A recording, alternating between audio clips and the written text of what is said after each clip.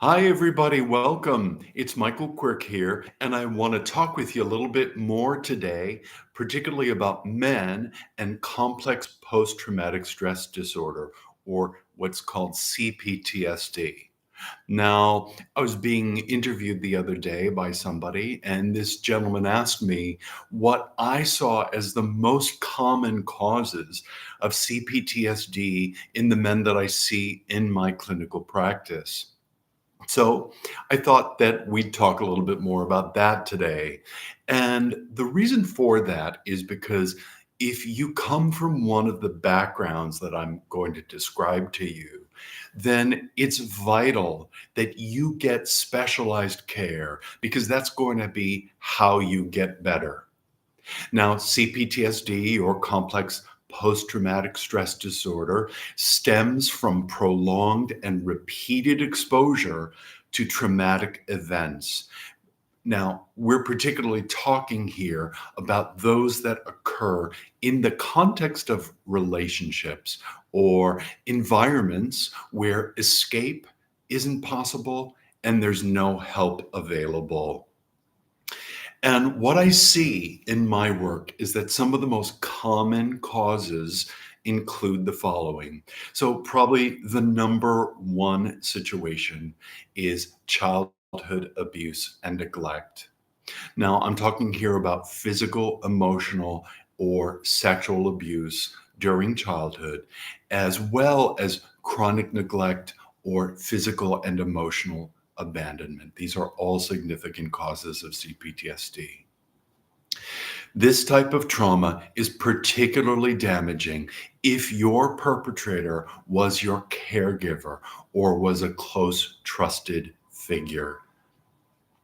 I want to make a quick side note here and say that I am very heartened by the fact that over the last 10 years or so, I've seen a big increase in the number of men who recognize the enormity of what they've been through. I do have the impression that men are minimizing or ignoring their traumatic histories a lot less than they used to.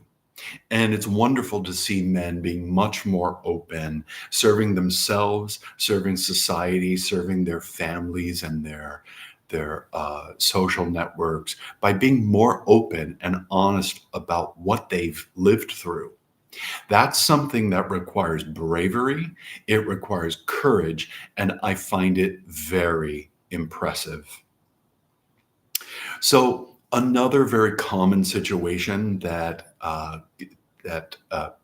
many of the men that I work with have been through is domestic violence. Now, being in an abusive relationship where you've been subject to physical, emotional, or psychological abuse over time can lead to complex post traumatic stress disorder. Now, just a note about that, it's still widely culturally misperceived and vastly underreported, especially when men are being the victims of physical violence in relationships. So, interpersonal violence is a huge problem and it can cause CPTSD. The next, the next circumstance that frequently causes complex post-traumatic issues for men involve combat.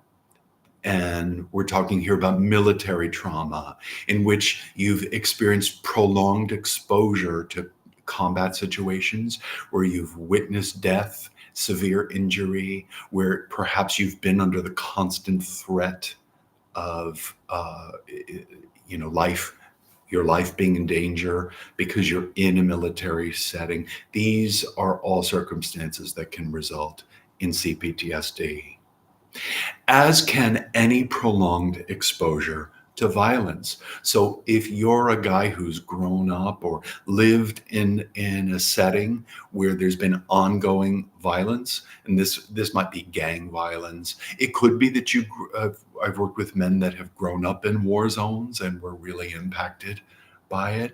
I've also worked with men who've grown up in high crime areas, and it's all been a factor in their developing CPTSD.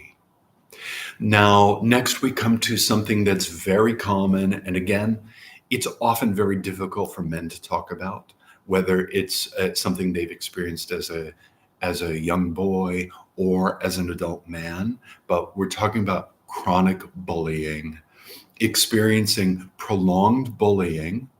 Again, whether that's in childhood, whether it's in your adolescence, whether it's in your adulthood. Um, it's particularly damaging, especially if it involves humiliation, social exclusion, or physical harm. And those, again, are all things that men talk with me about regularly. Another contributing factor can be sexual abuse or exploitation. So if you're a man who's experienced sexual abuse, and again, especially if you were young or you were powerless to stop it, then you're at risk for CPTSD. Now, there's another common occurrence, another common circumstance that often leads to complex post-traumatic stress disorder or post-traumatic symptoms, and that is institutional abuse and institutional betrayal. Here, I'm talking about traumatic experiences that you might have experienced in settings like a prison, an orphanage, a school setting, a hospital or recovery setting, or a military training camp. And in these types of situations, you may have been subjected to prolonged abuse, prolonged ongoing mistreatment, and systematic dehumanization. Now, I think you understand how that can lead to a person's developing complex post-traumatic stress disorder. Now, a little bit less common, but I have had this reported to me, and I've talked with men about this. Some men have been in hostage situations or were victims of literal torture. And if these are enduring situations where you've been held captive, for example, or subjected to physical or psychological torture, it often leads to very deep psychological scars. There's another category here that I call work-related trauma. Now, work has a huge impact on everybody's mental health. And many men go through work-related trauma. And that might be because they're first responders. You could be a police officer, a physician, a nurse. You could be somebody who's in a high-risk profession of any kind and develop CPTSD from repeated exposures like traumatic events, accidents, natural disasters, or acts of violence. I will also say a common circumstance that many men have reported to me is experiencing workplace psychological bullying that's ongoing. That is unfortunately a very common issue in our society. And as you can imagine, often there's no help available, and if you're in a setting like that, it can be terrifying to speak up about it or try to get yourself out of that setting. It can cause great economic harm and danger if you find yourself in that setting, as well as psychological and emotional danger too. The final circumstance is one of family dysfunction. I'm talking about if you grew up in a dysfunctional family environment, perhaps one where there was constant conflict in your life, one where you were around people who were abusing substances, where you had adults or siblings who were mentally ill and who behaved erratically. And again, this is particularly damaging if it's the case that your caregivers were the source of fear instability. Then that can really lead to CPTSD. So I've listed out to you a number of settings and circumstances that are common causes of a sense of powerlessness, a sense of betrayal, and a sense of prolonged fear.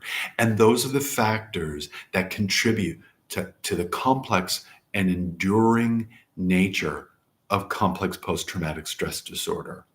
Now, when you go through things like this, especially if you've been through them at a young age, then traumatic symptoms and adaptations, they get woven in to your personality. So, what I'm encouraging you to do here is educate yourself. Learn about post-traumatic effects, what they do to us, and what they may have done to you.